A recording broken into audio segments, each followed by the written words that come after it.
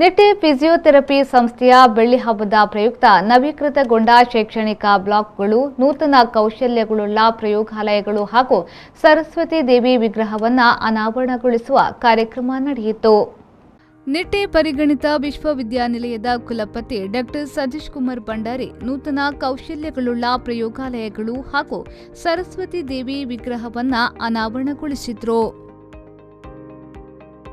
ನಂತರ ಮಾತನಾಡಿದ ಅವರು, ಕ್ರೀಡಾಳುಗಳಿಗೆ ಅನುಕೂಲವಾಗುವ ಉದ್ದೇಶದಿಂದ ಕ್ಷೇಮ ಆಸ್ಪತ್ರೆಯಲ್ಲಿ ಕ್ರೀಡಾ ವೈದ್ಯ ವಿಭಾಗವನ್ನು ಆರಂಭಿಸಲಾಗುತ್ತಿದೆ. ಇದು ಜಿಲ್ಲೆಯಲ್ಲೇ ಪ್ರಥಮ ವಿಭಾಗವಾಗಿರುತ್ತದೆ. ನಿಟ್ಟೆ ಫಿಸಿಯೋಥೆರಪಿ ವಿಭಾಗ ಬೆಳ್ಳಿ ಹಬ್ಬವನ್ನು ಆಚರಿಸುತ್ತಿರುವ ಶುಭ ಸಂದರ್ಭ ವಿದ್ಯಾರ್ಥಿಗಳಿಗೆ ಶೈಕ್ಷಣಿಕ ವಿಭಾಗದಲ್ಲಿ ನವೀಕೃತ ಸವಲತ್ತುಗಳನ್ನು ನೀಡುವ ಉದ್ದೇಶದೊಂದಿಗೆ ನೂತನ ಸವಲತ್ತುಗಳನ್ನು ಪೂರೈಸಲಾಗಿದೆ. ಹಳೆ ವಿದ್ಯಾರ್ಥಿಗಳನ್ನು ಜೊತೆಗೂಡಿಸಿ ವಿವಿಧ ಕಾರ್ಯಕ್ರಮಗಳನ್ನು ಆಯೋಜಿಸಲಾಗಿದೆ. ಸಂಸ್ಥೆಯನ್ನ ವಿಶ್ವದರ್ಜೆಗೆ ಏರಿಸುವ ಸಲುವಾಗಿ ಹಲವು ಕಾರ್ಯಕ್ರಮಗಳನ್ನು ಆಯೋಜನೆ ಮಾಡಲಾಗಿದೆ. ಫಿಸಿಯೋಥೆರಪಿ ವಿಭಾಗದಲ್ಲಿ ನೂತನ ಕ್ರೀಡಾ ವೈದ್ಯ ವಿಭಾಗದ ಸ್ಥಾಪನೆ ಸಂಸ್ಥೆಯ ಹಿರಿಮೆಯನ್ನ ಹೆಚ್ಚಿಸಿದೆ ಎಂದು ಹೇಳಿದರು.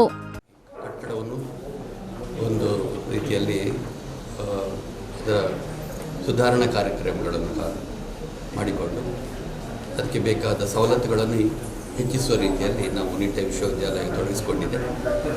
ಆ ಕಾರ್ಯಕ್ರಮದ ಮೊದಲನೇ ಹಂತದಲ್ಲಿ ನಿಟ್ಟೆ ಈ ಇನ್ಸ್ಟಿಟ್ಯೂಟ್ ಆಫ್ ಫಿಸಿಯೋಥೆರಪಿಯನ್ನು ನಾವು ಒಂದು ಚಂದ ರೀತಿಯಲ್ಲಿ ಮಾಡುವಂಥದ್ದು ಮತ್ತು ಮಕ್ಕಳಿಗೆ ಶೈಕ್ಷಣಿಕ ವಿಭಾಗದಲ್ಲಿ ವಿವಿಧ ಸವಲತ್ತುಗಳನ್ನು ಹೆಚ್ಚಾಗಿ ನೀಡುವಂಥದ್ದು, ಹಾಗೆಯೇ ತಮ್ಮ ಅಲ್ಯುಮ್ನಿ ಇದರ ಹಳೆ ವಿದ್ಯಾರ್ಥಿಗಳನ್ನು ಕರೆಸಿಕೊಂಡು ಅವರಿಗೆ ವಿವಿಧ ರೀತಿಯ ಕಾರ್ಯಕ್ರಮಗಳನ್ನು ಮಾಡುವಂಥದ್ದು, ಹಾಗೆಯೇ ನಿತ್ಯ ಈ ಇನ್ಸ್ಟಿಟ್ಯೂಟ್ ಆಫ್ ಫಿಸಿಯೋಥೆರಪಿಯನ್ನು ವಿಶ್ವ ದರ್ಜೆಗೆ ಹೇಗೆ ಕೊಂಡು ಹೋಗುವುದನ್ನು ಹೇಗೆ ಮಾಡುವುದನ್ನು ಕೂಡ ನಾವು ಚಿಂತಿಸ್ತಾ ಇದ್ದೇವೆ.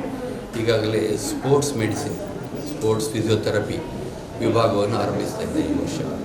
ಅಂದರೆ ಹೆಚ್ಚಿನ ಫಿಸಿಯೋಥೆರಪಿ ಕಾಲೇಜುಗಳಲ್ಲಿ ಇದು ಇನ್ನೂ ಇಲ್ಲ. ಈ ಸ್ಪೋರ್ಟ್ಸ್ ಫಿಸಿಯೋಥೆರಪಿ ಅನ್ನೋದು ಹೊಸ ಒಂದು ರೀತಿಯ ವಿಭಾಗ. ಈ ಸಂದರ್ಭದಲ್ಲಿ ನಿಟ್ಟೆ ಸ್ವಾಯತ್ತತೆಗೊಳ್ಳಲಿರುವ ವಿಶ್ವವಿದ್ಯಾನಿಲಯದ ಉಪಕುಲಪತಿ ಪ್ರೊಫೆಸರ್ ಎಂಎಸ್ ಮುಡಿತಾಯ, ಕುಲಸಚಿವೆ ಡಾಕ್ಟರ್ ಅಲ್ಕಾ ಕುಲಕರ್ಣಿ, ಫಾರೆನ್ಸಿಕ್ ವಿಭಾಗದ ಡಾಕ್ಟರ್ ಮಹಾಬಲೇಶ್ ಶೆಟ್ಟಿ ಮುಖ್ಯ ಅತಿಥಿಗಳಾಗಿದ್ದರು.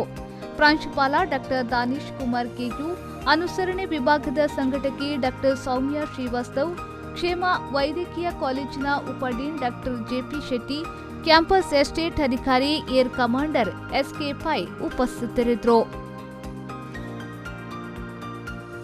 ಆರಿಫ್ ಕಲ್ಕಟ್ಟ, ವಿ4 ನ್ಯೂಸ್, ದಳಕಟ್ಟೆ.